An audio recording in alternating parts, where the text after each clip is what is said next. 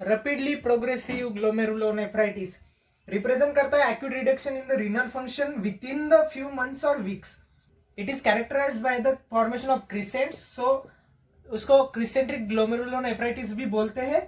And these crescents are outside the glomerular capillaries, so it is also called as extra capillary glomerulonephritis. Crescents बने होते हैं proliferation of the parietal epithelial cells of the Bowman's capsule and also from the visceral epithelial cells and the invading mononuclear cells. Etiopathogenesis देख लो.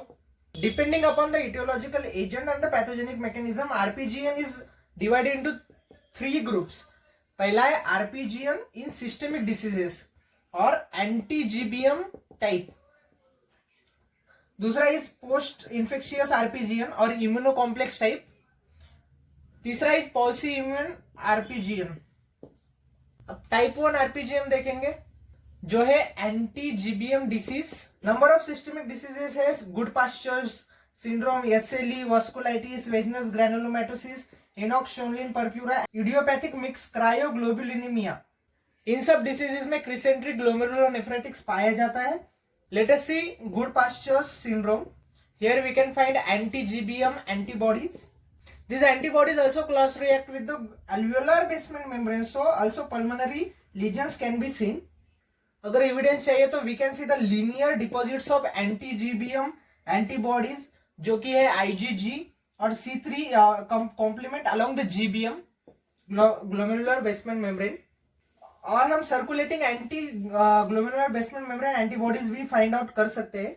Now type 2 आरपीजीएम जो है immuno complex disease. ये हो सकता है पोस्ट स्ट्रेप्टोकोकल ग्लोमेरुलोनेफ्राइटिस से या non streptococcal origin भी हो सकता है. एविडेंस चाहिए तो we can find out the we can see granular deposits of immuno complexes of IgG and C3 along the glomerular capillary wall.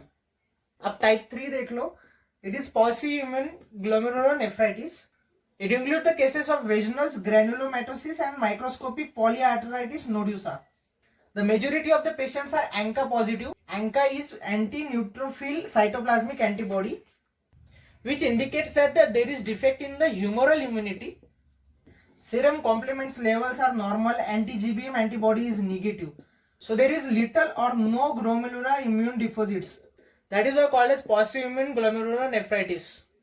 Morphology देख लो. अगर morphology we can see kidneys are usually enlarged और pale होती है और outer surface जो है वो smooth होता है. So there are large white kidney.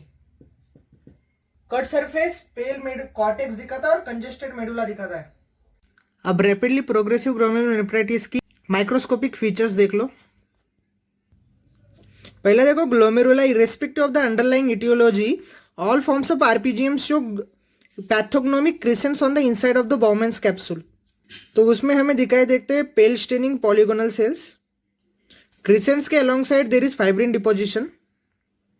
Glomeruli tuft भी इंक्रीज सेलुलरिटी दिखाती है. It is result of proliferation of the endothelial and mesangial cells. And also there is leukocytic infiltration. Also there is fibrin थ्रोम्बा in the glomerular tuft. Second अगर हम tubules देखेंगे तो tubules में highline droplets दिख सकते हैं. सेल्स में lumina में रेड सेल्स के कास्ट भी दिख सकते हैं. इंटेस्टिशियम देखेंगे तो इंटेस्टिशियम इडेमेटस है. अर्ली फाइब्रोसिस दिखाता है. इन्फ्लेमेटरी सेल्स लिम्फोसाइट्स और प्लाज्मा सेल्स प्रेजेंट है. वेसल्स में आर्टरीज और आर्टरियोल्स चेंजेस नहीं दिखाते हैं. हाइपरटेंशन के चेंजेस दिख सकते हैं. इलेक्ट्रॉन माइक्रोस्कोपी देखेंगे तो पोस्ट इन्फेक्शियस आरपीजीएम में सब एपिथेलियल ग्रैनुलर डिपॉजिट्स देख सकते हैं और गुड पास्चर सिंड्रोम में लिनियर डिपॉजिट्स देख सकते हैं ग्लोमेरुलर बेसमेंट मेम्ब्रेन के अलोन. इम्यूनोफ्लोरेसेंस माइक्रोस्कोपी करेंगे तो टाइप 1 यानी कि गुड पास्चर सिंड्रोम और एंटी जीबीएम डिसीजेज में we can see linear pattern containing IgG and C3 along the capillaries. Type 2 यानी कि पोस्ट इन्फेक्शियस आरपीजीएन में हम देख सकते हैं granular pattern of IgG and C3 in the capillary wall.